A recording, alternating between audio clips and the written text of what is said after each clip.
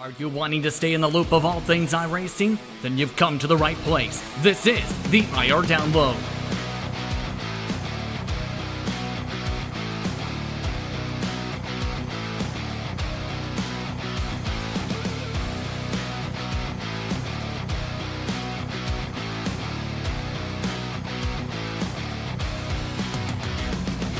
Green flag is out and the IR Download is underway.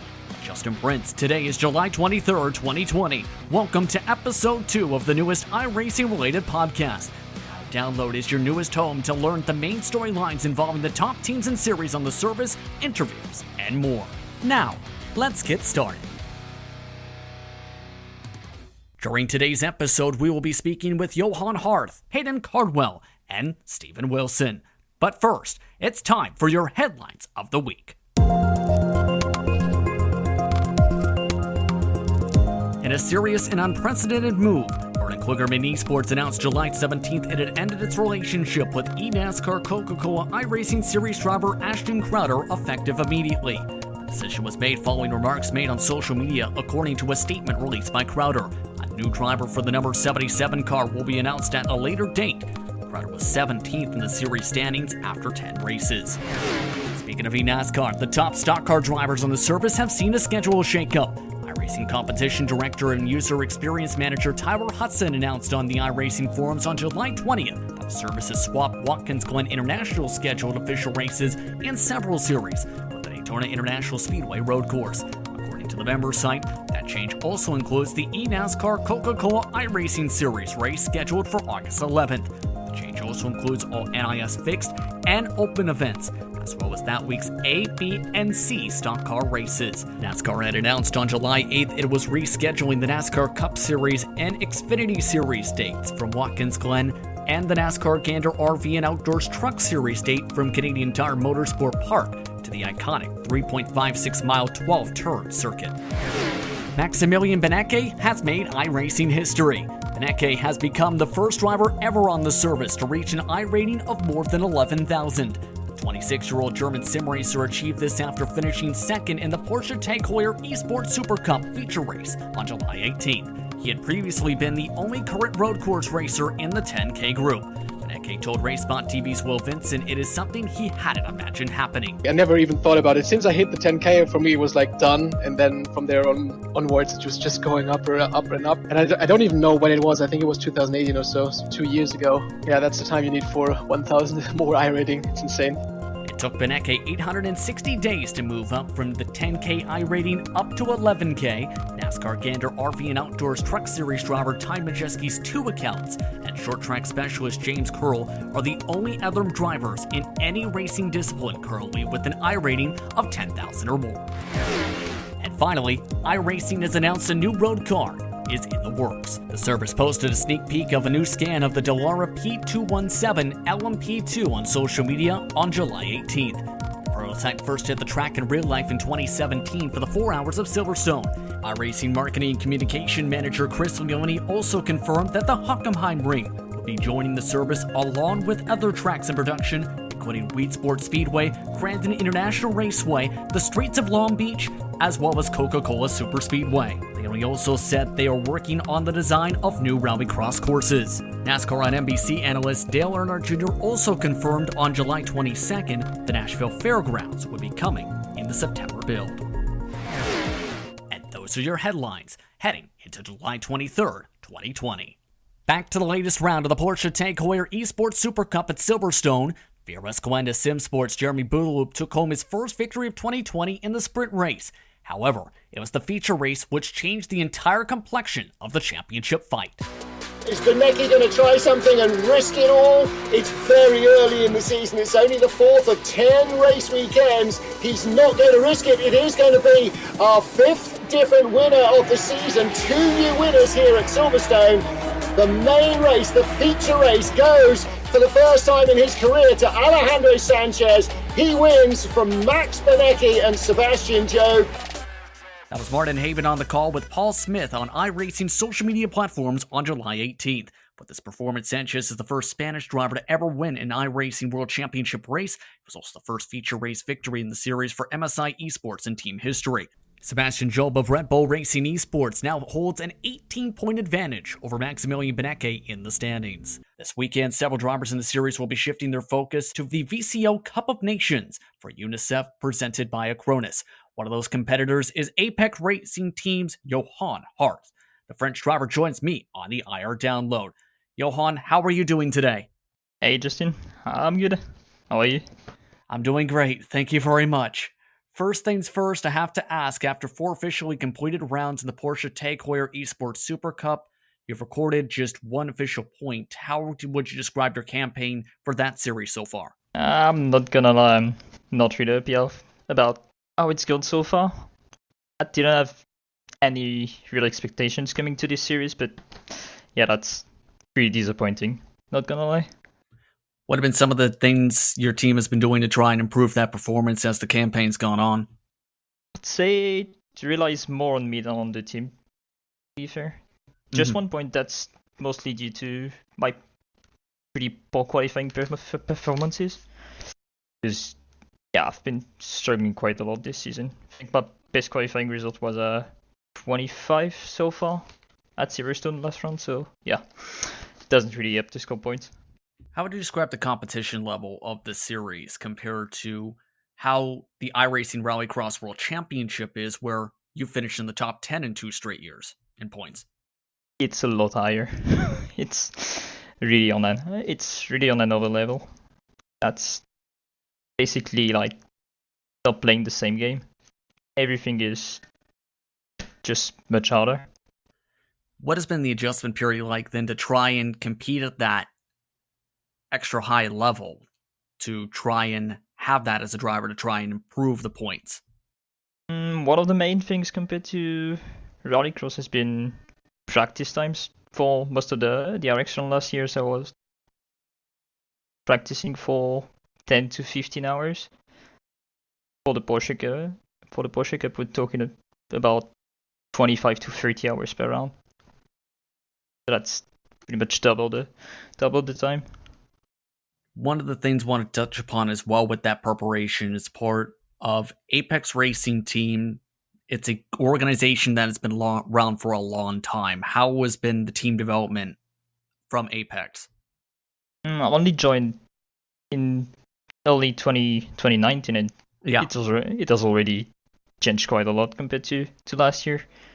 We've got a lot going on in the background with the academy, for example, that came back only 7 weeks ago. How is the team environment like since joining Apex in 2019? You said it changed a lot. What's the environment like? How, like with the camaraderie with teammates, the setup building process, etc.? Joining a big team like Apex Racing Team, you'd think it's a lot more serious than any other sim racing team, but I think the best thing about Apex is that we're just a big group of friends. And I think that's where most of the results are coming from, because we're just having a great time sim racing all together. You mentioned the relaunch of the Apex Racing Academy, partnered up this year with VRS. Full disclosure for listeners, was a part of the oval side of the original Academy, which had its most famous alumnus, Alex Bergeron, who at the time had tried to qualify for all 3 Pro Series, made all 3 Pro Series. That was the Open Wheel Series, the eNASCAR Coca-Cola iRacing Series, where he made some starts, as well as one of the Air Road Course Series. What is it like seeing the Apex Racing Academy back, and what's your role in that?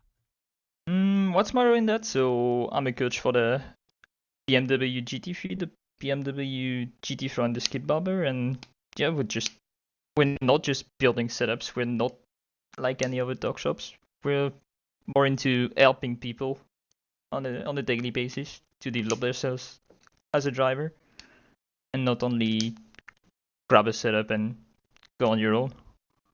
So now the VCO Cup of Nations is coming up in the next few days.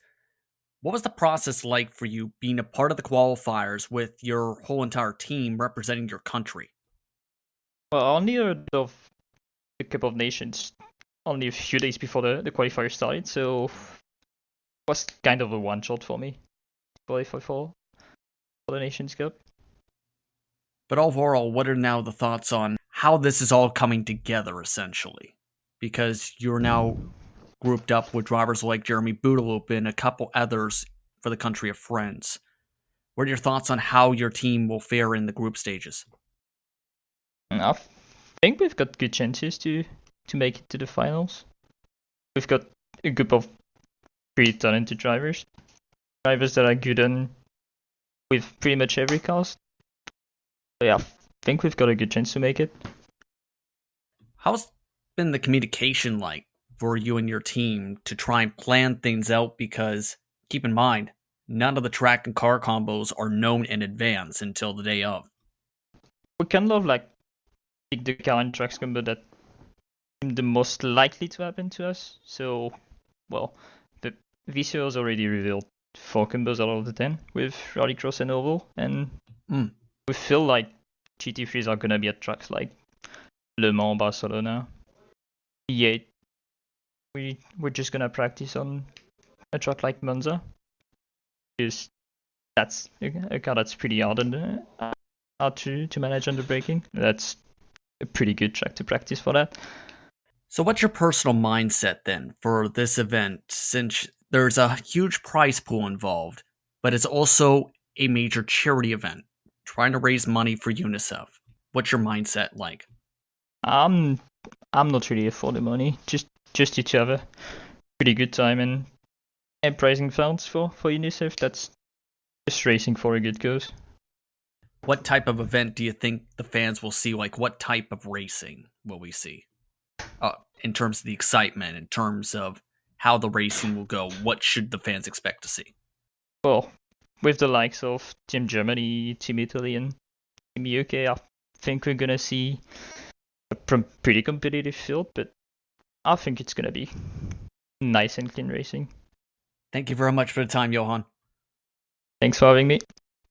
That was Yohann Harth of Apex Racing Team. On July 20th, the iRacing World of Outlaws Morton Buildings Late Model World Championship returned to the virtual Lernerville Speedway for Round 5 of the 2020 campaign. Last time the series visited Sarver, Pennsylvania in Round 2, Hayden Cardwell won by a series record 6 seconds. The slick Simsport driver looked to put on a repeat performance. White flag is out this time by 1 lap to go for Hayden Cardwell and company. Cardwell with 1 lap car to deal with the 14 of J.D. Brown. He works himself down the back straight for the final time, looking to become the first repeat winner in 2020. To the bottom of the speedway in 3 and 4. Calm, the king of Lernerville Speedway, Hayden Cardwell gets the win here tonight. Followed over Blake Majulis, Kendall Tucker third, Dylan Wilson, and Devin Morgan will come home in the 5th spot after a great race here tonight in Sarver, Pennsylvania. That was Chase Rodman and I on the call on iRacing social media platforms. The Knoxville, Tennessee-based driver is now the first 2-time winner in the series this season. He's also now the points leader heading to the second half of the season. He also now joins me on the IR Download. Hayden, first of all, congratulations on the win a few days ago. With some time now to reflect, how are you feeling about your performance? Thank you. There on Monday, it started out rough. We qualified there about mid-pack, put us starting 4th in the second heat race there, and we kind of rubbed there with a couple guys in the heat race. I just thought it was hard racing, but we had to do what we had to do. We got up there to the lead, battling with Majulis there. Set us up pretty good for the main. I knew we'd have a good car from the first week whenever we put 6 seconds on the field, but it wasn't as easy this time. Wilson and Evan up there, they're not easy at all. They're tough. They're going to battle with you hard. They're not just going to give it to you. So for sure, we had to get up on the wheel there, and they're about halfway, and I think we were able to get the lead and just kind of ride there on the top. I feel like I'm most comfortable up there, and we were able to hit our marks and cruise to the win. A lot of drivers have mentioned this, where they feel like you are very strong at Lernerville because of that ability to ride along the top of the edge of the cushion. In your opinion, what makes Lernerville arguably your best track on the series, and why? I just think I'm always good at running the cushion everywhere, and there's no outside wall, and I feel like I'm the only one that that'll push it to the edge. I go off a lot, but I'm always going to get the full potential of the car. I may go off here and there, but I'm not going to run like a half lane off it. I'm always committed up there for sure. Of course, this season has been very intriguing because it's been crazy the past couple rounds in the heat races, and how many big names have had to go through the LCQs. You had to go through 2 straight of them for rounds 3 and 4. How difficult has this season been for you, in your opinion, especially with some of that craziness that's happened the past 3 rounds? Yeah, it's never easy when you're coming out of those B mains. I kind of put myself there at Lime Land. You never want to be in those B mains with how close the people are in this series. If you get put behind on the B main, yeah, you're probably not going to make the show. I kind of got lucky there at Eldora. My internet went out there in the heat race, and just it kind of went downhill from there. We had to start last there in the B main, and that's something you never want to see. With, like I said, with how close these guys are in this series, it's hard to get up a hole that deep. How would you compare that closeness compared to how 2019 season went for you? I think it's got better every year. This pro deal's happened. I didn't race the first year, and I had a little problem there last year. We only got to race a couple races, but I looked at the fields for the first year, second year, third year, and I feel like every season, the competitions got closer and closer. So definitely this year, it's going to be tough to come out of those Bs or just start back there and move forward. One of the drivers in the field this season is also Hayden Cardwell. What's it like racing against a fellow family member each week on the schedule? Oh yeah, it's awesome. I told him that, he's never done this pro deal, so, I was like, just do all you can do. He hasn't had the season that he can, but I told him if he makes mains, you're doing something in this series. But, it's definitely cool to race against Davin. He's a great kid, so, for sure.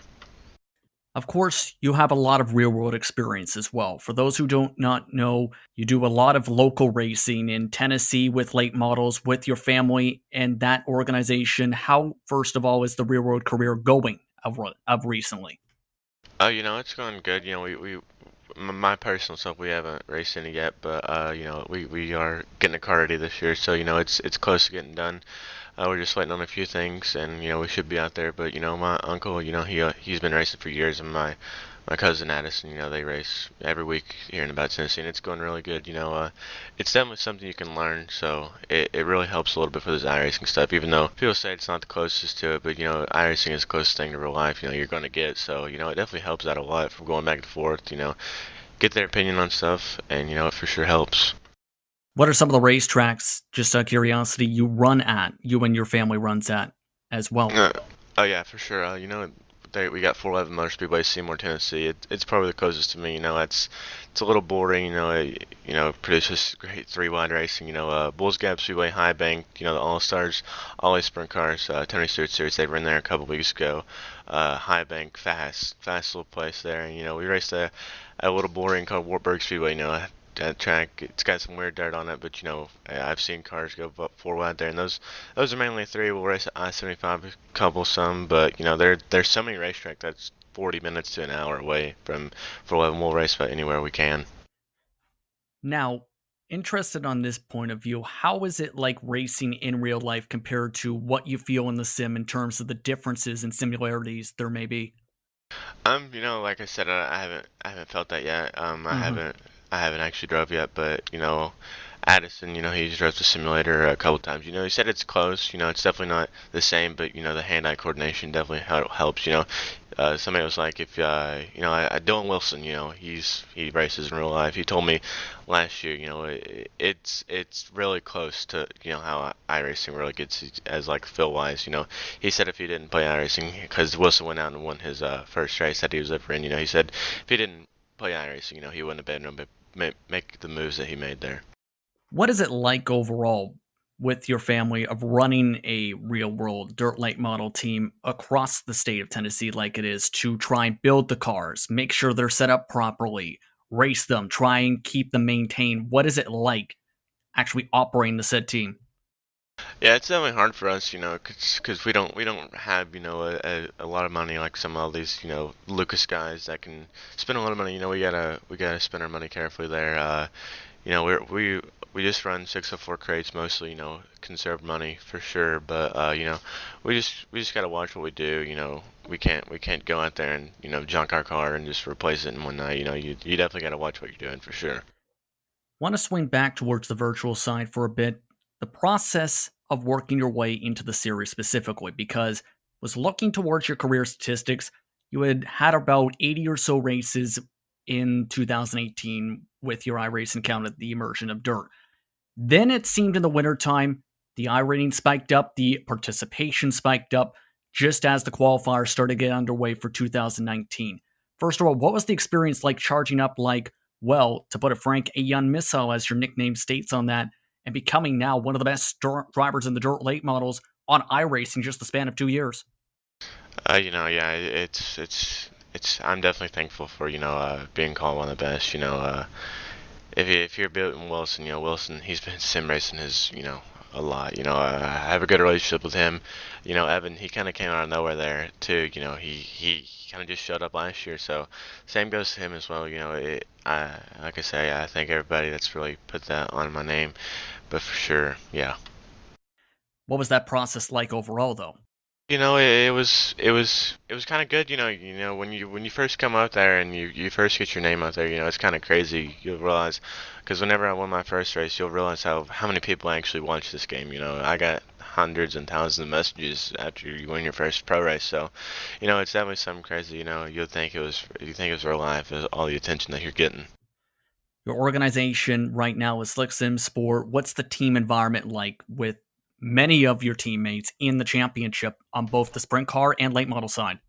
Yeah, I can't thank those guys enough. The relationship over there is great. Between me, Joel, Hauser, JD, McSwain, Leonardi, Mason Crawford, Casey Kerwin, Coke Series Racer. I thank them, so much for everything they do. I don't think if I wasn't with Slick, I probably wouldn't be where I was right now. When I get to work with setups with some of the best guys in the game, it definitely helps out. Having that many people on the team, we would say it's too much, but it's never enough when you got 4 or 5 guys that actually put in the time every day. Was going to ask, what's the process your team has for building setups and maintaining the consistency and performance your organization has had, not just in this series, but in the various different leagues that your drivers compete in throughout the week in preparation for said world championships? Yeah, honestly, we don't practice too much like throughout the week. We'll maybe put up a couple servers, just practice servers there a week, and we can burn the track in. But most of our testing really comes on Sunday nights. Steve McMillian with World of Thunder iRacing League, they run 4 races a night, and they have their Grand National Super Series, and they follow the pro schedule. So whatever testing we haven't done there, we'll just go over there and see what we got, and if we need to make any changes, we'll work on it Monday throughout the day. I actually asked Evan C. a bit about that in episode 1 of the IR download, and he called that a very beneficial help for his driving for the race days on the Mondays.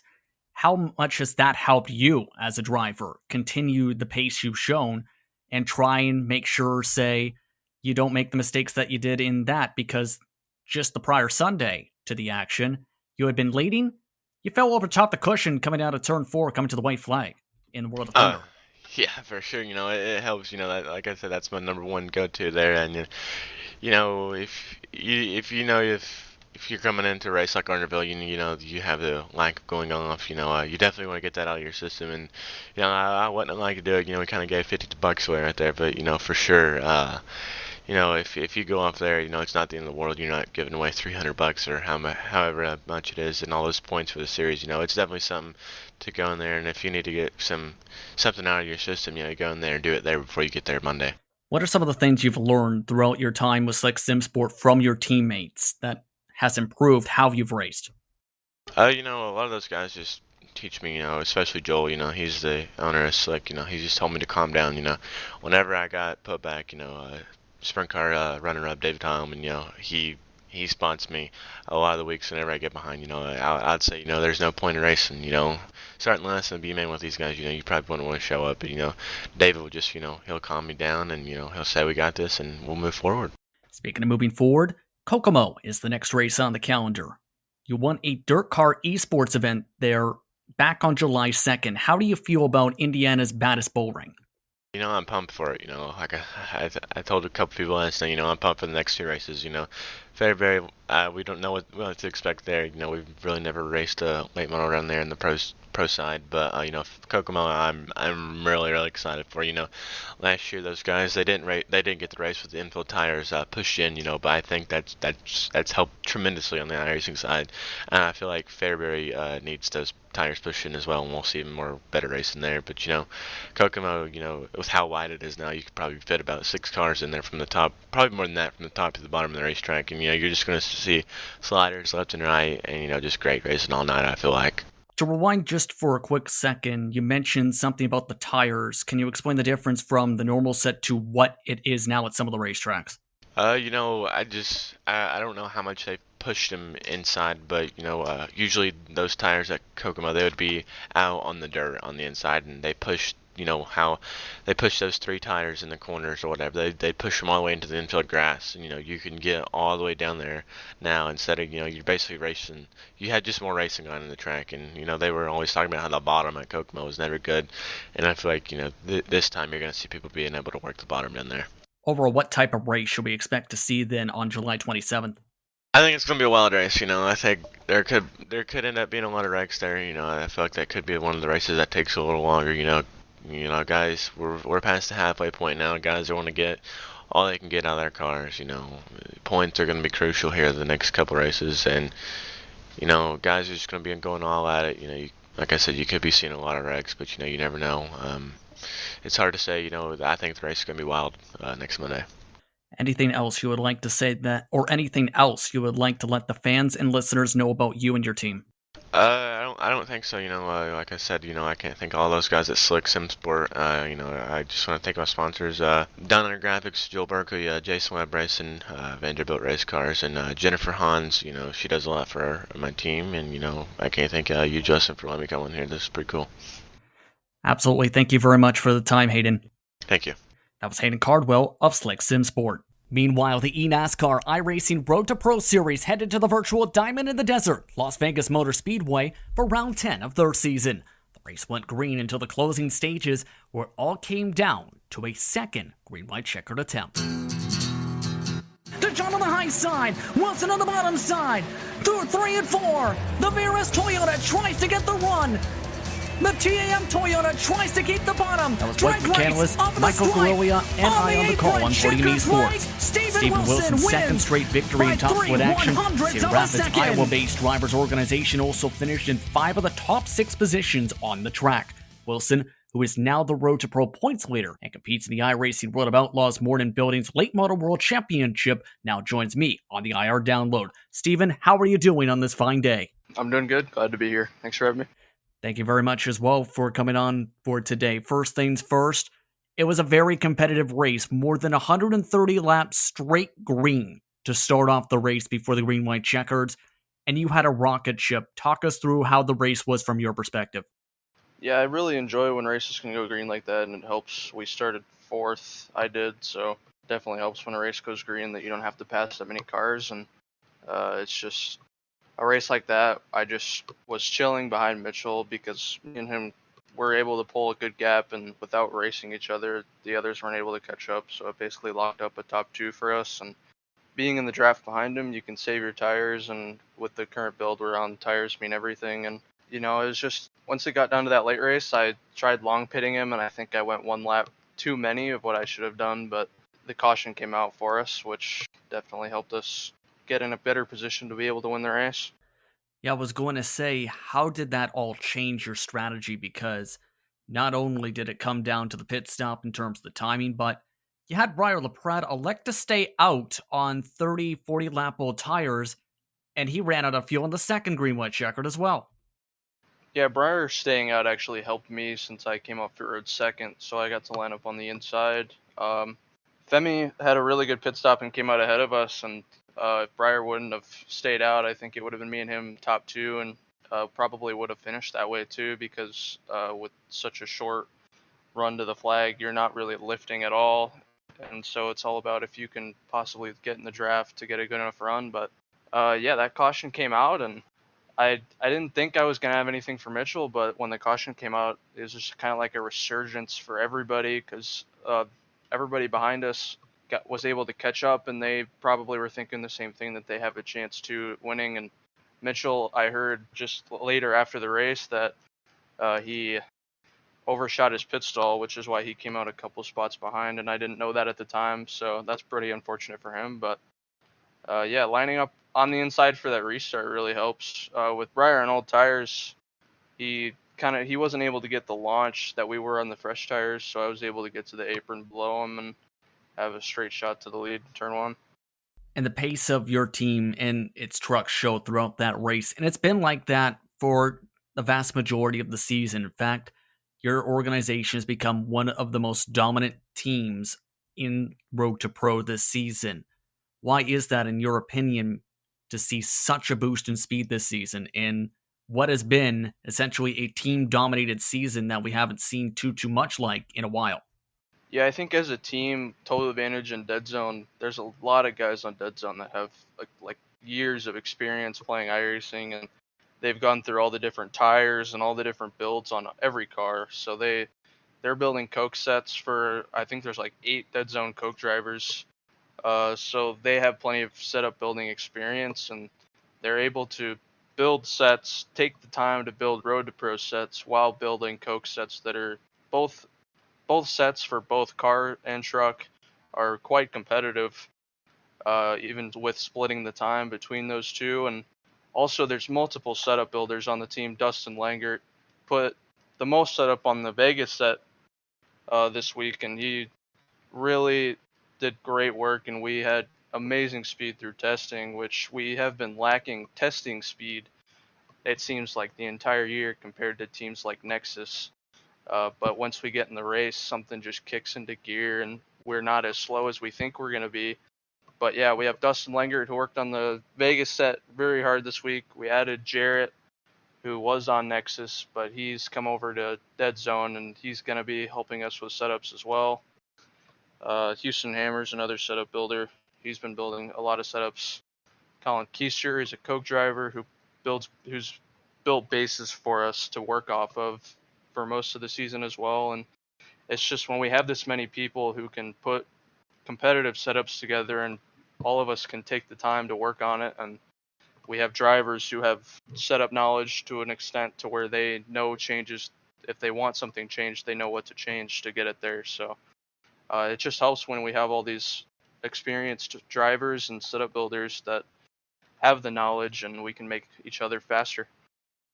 A lot of that experience definitely comes into play, and you mentioned Jarrett Liebert joining the team recently. In fact, in the past few days or so, we found out the night of Road to Pro action, Eddie Kerner also heard came along with as well. How big have they been so far in their first few days with the organization? Yeah, they've helped a lot. Eddie is a great driver, as we know. He won the Landon Castle qualifying challenge at Darlington, and he's definitely a very capable driver. And Jarrett, as a setup builder, helps us a lot because it's just another. It just adds another setup builder where the other two, mainly Dustin and Houston, don't have to burn themselves out on Road to Pro while working on coke setups, because we don't want them making setups 24/7 to where they just don't want to do it anymore, and they lack the will to want to make setups, which can slow everybody down, and it just burns everybody out to where the point of there's no returns, no positive returns in their work. So if we have another mind working on setups, and Jarrett came over a couple days before the Las Vegas race, and we were able to gain a good amount of time with setup just in those couple of days with his help, along with what we already had. So it just improved us even more, and they're good friends of mine, so I'm glad to have them over. Yeah, Michael Guerrilla, who was in the broadcast booth for that race, had mentioned pre-race that you guys gained somewhere around a second in the span of 3 days before that race. That definitely connects a bit of the dots there. He was also wondering how much of that speed would carry over to the Cup car side for the eNASCAR Coca-Cola iRacing Series, which leads me kind of to the next question. There's different setup processes for different organizations. Some build their setups off one base suspension setup and go from there. Others do thousands upon thousands of laps, like the Bobby Dale Earnhardt's Legacy Esports trucks, who put in some around 3K laps. What's your team's process like to make sure you have the right minds and make sure you don't have that burnout you mentioned? Yeah, typically we build a certain way where that it's just a certain build that we find comfortable with, and we think it has speed, so we try not to go too far off of it. And then once Jarrett came over, we're able to put things in the setups that we have, and we combine it with ideas that he has. So it's just if we can combine those two things and it makes it faster, it's because they've had when he was on Nexus, they had incredible setups. We've had good setups as well all year. So combining those two really can just make us insane. And I think it really helps when we have a Jarrett who can really put his mind on the road to pro side. He's done a lot of setup work.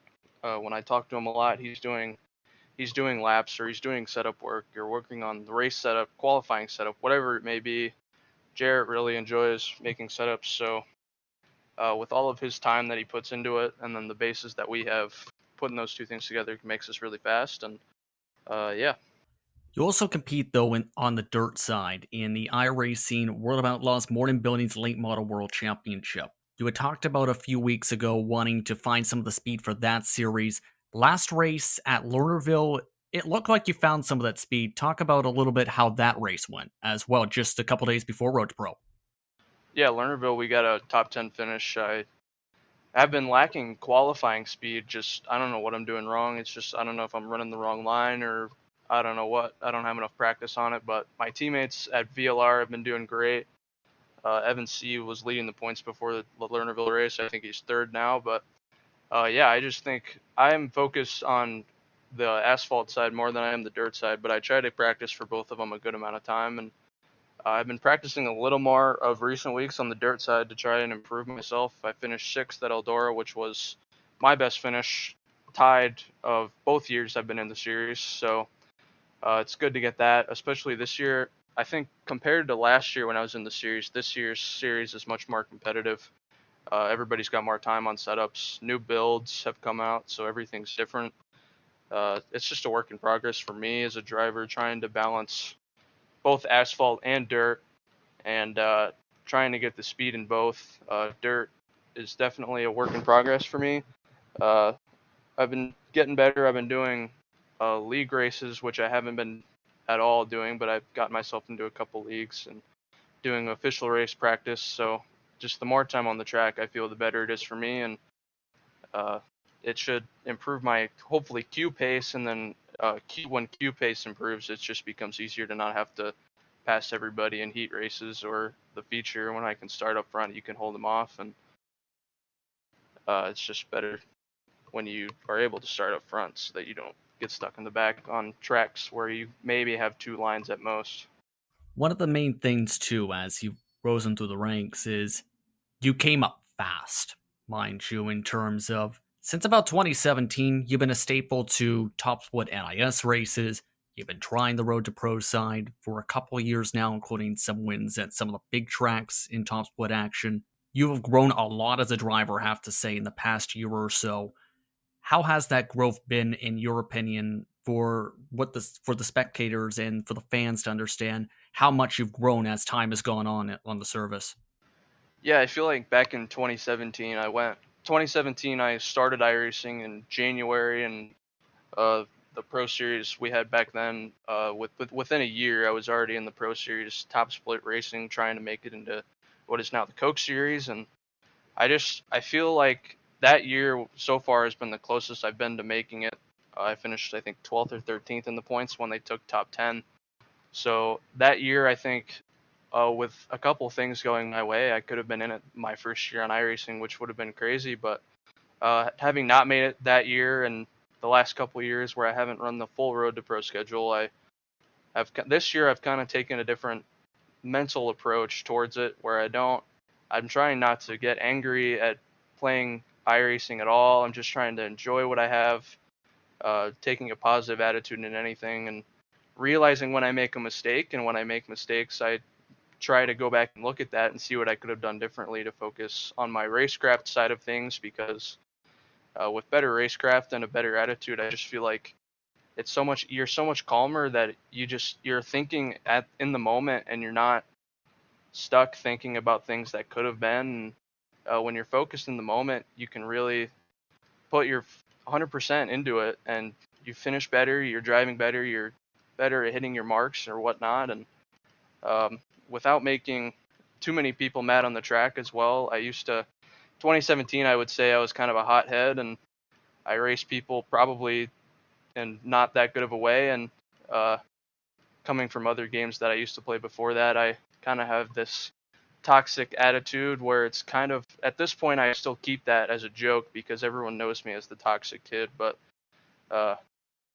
yeah, nowadays I just try to enjoy everything, and it's just, I think it's improved my racing a lot, and I think this year definitely asphalt oval side is the best year I've had in pro or road to pro, and it definitely helps when I'm put with a good team, and everybody keeps your mindset right, and you enjoy the people you're around. You can enjoy the game you're playing, or the sim we're playing, I guess, and we can enjoy that the most. And when you enjoy it, it's just easier to do better. How big has Landon Huffman been in terms of the involvement? Because he came in and invested in Dead Zone Racing in the Road to Pro campaign. He's also just so happened to be your team owner as well on the dirt side. How big has Landon Huffman been? Yeah, Landon Huffman came along to give us opportunities, basically. The sponsorship side of dirt, I don't think I would have the sponsors that I have without him, or I definitely wouldn't have them without his leadership there. And his brand gives us publicity that otherwise we wouldn't have. We use Twitter a good amount now that he's on, and it just gets our names out there. And if a lot of our drivers advance, then that's good for his brand. All of the names that he can get. He's been going around making. He's got a podcast. He's going to a bunch of short tracks and doing interview type things and all that. So he's getting his brand out there while getting our names out there. So there's sponsorship opportunities. There's lots of opportunities where these people who wouldn't otherwise know that we're iRacers or whatever. It's just a simulator or whatever. But now they see a guy like Landon Huffman who's really invested into what he's doing, and he's got his own esports organization, not only in iRacing but plenty of other games. So it just brings these communities together where we can all look at other games or see what these people are doing, and we understand it a little bit better. And these guys understand that it's a big, long process into what we do for racing, and they respect it a little more. They become a little more invested, and it also brings people to iRacing, or it brings viewers to Road to Pro or to the Coke Series. So bigger viewership, more people on iRacing, just more growth overall for the brand, names, and the sim. What has been some of the advice you've gotten from Landon Huffman that you've taken and used as the season has gone on, whether it's been on Road to Pro or on the dirt? Yeah, Landon just makes sure that we're active on Twitter mainly.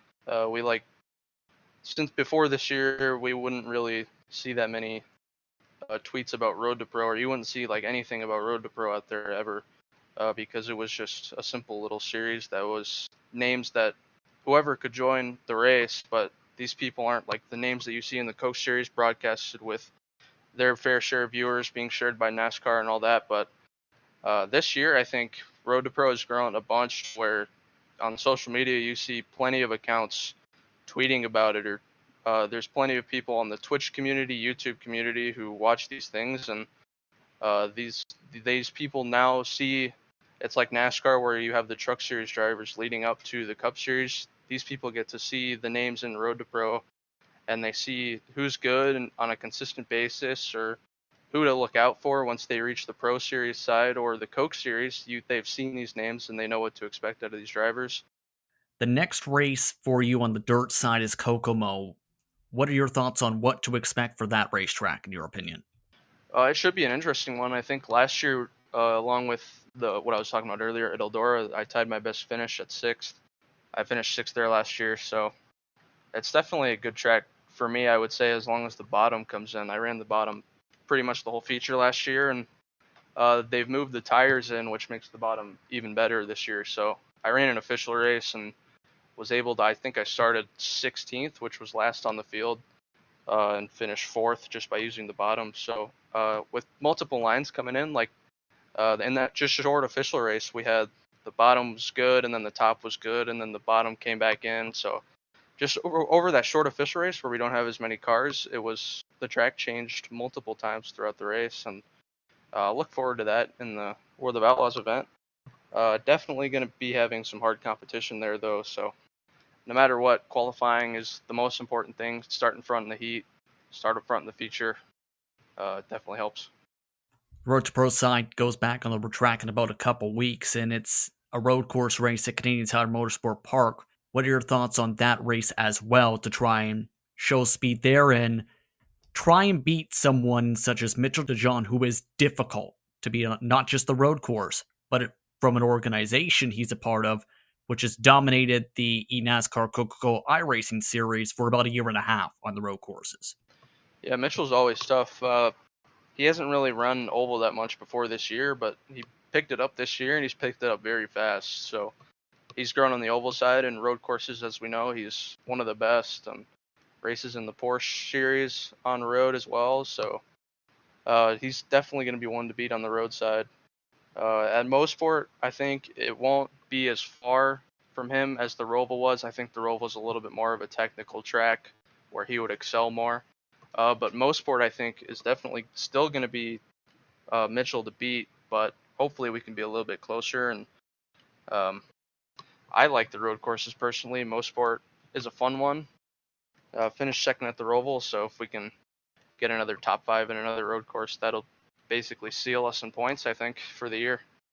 Indeed. Is there anything else you would like to say that I didn't ask about, or anything you feel the fans should know about you as a person or about your team? Again, I'm just going to thank everybody, Dead Zone, Total Advantage, the opportunities that they've given me, opportunities that all of us drivers on Dead Zone have gotten from Landon. They're really going to help us in the future. And just everybody that watches Road to Pro, just thank you guys for watching the broadcast so that they can keep going, and thank you to Podium as well, everybody that broadcasts over there. Road to Pro is something that allows these viewers to learn these drivers, that they see these drivers in official races sometimes, and then they see them in Road to Pro and see them all the way up to Coke, and they can get to know them and talk to them and whatever, and they see how they race, and they can ask us questions on iRacing or whatever, and ask what we're doing, or our inputs or steering, or we have Twitch streamers out there like I'll say Casey, for example. Casey Kerwin streams, and there's plenty of people in chat who ask him plenty of questions, and it's just the community grows when drivers at the top tier stream and they're able to answer your questions. So it's good growth for the viewership, and yeah. But otherwise, thanks for having me on the podcast today. It was a good time. Absolutely. Thank you very much. That was Stephen Wilson of Total Advantage Motorsport. White flag is in the air. It's the final lap of this week's edition of the IR Download, meaning it's time to hear the upcoming races to watch. Tonight, some of the top open-wheel racers in all of iRacing visit the virtual Circuit de Spa-Francorchamps for Round 6 of the Precision Racing League Indy Pro 2000 Elite Series season. Rust Racing Steel's Greg Seitz enters this evening's race with a 9-point advantage over RSR Esports driver Declan Eady in the championship standings.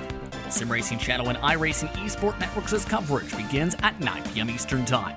Then, tomorrow, on July 24th, the Hoisingfeld TCR Heat Series visits the Old Sandford Circuit for round number 4. The series has a mix of amateur drivers as well as professionals, with 3 different groups based on iRating. There will be 3 different class winners each round. Racepot TV, the iRacing Esport Networks' broadcast begins at 3:10 p.m. Eastern Time. On July 25th and 26th, the VCO Cup of Nations for UNICEF presented by Acronis takes the center stage. 64 of the top drivers on the iRacing service from 16 nations will battle with various track and car combinations. The top 3 nations will split a €7,500 prize pool. The tournament will also help raise funds for UNICEF and their work across the globe. Racepot TV, the iRacing Esport Networks' broadcast of the action begins at noon Eastern Time on both days. To donate, go to justgiving.com/fundraising/cup-of-nations. Also on July 26th, more than 30 drivers will head to the virtual Richmond Raceway to compete in the second round of the GameWorks Racing League. GameWorks, which operates 7 arcades and esport lounges in the United States, including the Mall of America, will rewarding $2,500 in prizes throughout the night race season. Podium Esports' coverage of the action starts at 8 p.m. Eastern Time. The iRacing World of Outlaws Morning Building's Late Model World Championship slide jumps its way into the virtual Kokomo Speedway on July 27th for Round 6 of the 2020 campaign. Who can keep up with Hayden Cardwell in the championship standings? Find out by watching live on iRacing's social media platforms at 9 p.m. Eastern Time. Then, on July 28th, the NASCAR Coca-Cola iRacing Series visits the virtual Michigan International Speedway for round 11 of the season. The last time the series visited MIS, current Wood Brothers Gaming driver Garrett Lowe took home the victory after a crash-filled final lap and a 3-wide finish at the stripe. How will 2020 State Fair? Find out that night at 9 p.m. Eastern Time on iRacing social media platforms. And finally, on July 29th, the Lionheart IndyCar Series is back in action at Sonoma Raceway, the 2020 edition of the Tartan Racing Grand Prix of Sonoma. NDT IndyCar Series driver Sage Karam enters the round with a 96-point advantage over Syracuse, New York-based driver Connor Harrington.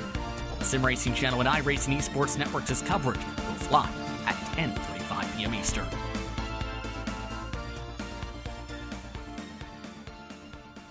Checker flag is out, meaning it's time to say goodbye. I'd like to thank Yohann Harth, Hayden Cardwell, along with Stephen Wilson, for taking the time to appear on Episode 2 of the IR Download. Be sure to keep up to date with the latest episodes by following the show on Twitter at @the_IR_download, Facebook at facebook.com/IR Download, and SoundCloud at soundcloud.com/the_IR_download. I'm Justin Prince. Enjoy the rest of your week.